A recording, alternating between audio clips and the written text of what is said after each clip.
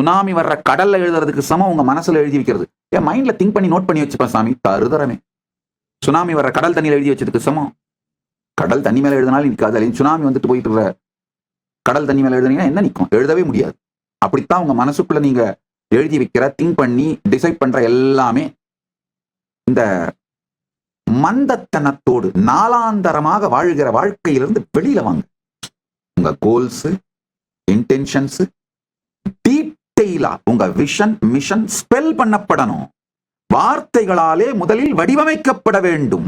அது எழுத்தாக பேப்பர்ல வரணும். டிஜிட்டலா இருந்தா கூட அதை உட்காந்து டெலீட் பண்ணிட்டு, எடிட் பண்ணிட்டு, ஆல்டர் பண்ணிட்டு இருப்பீங்க. பேப்பர்ல வரணும்.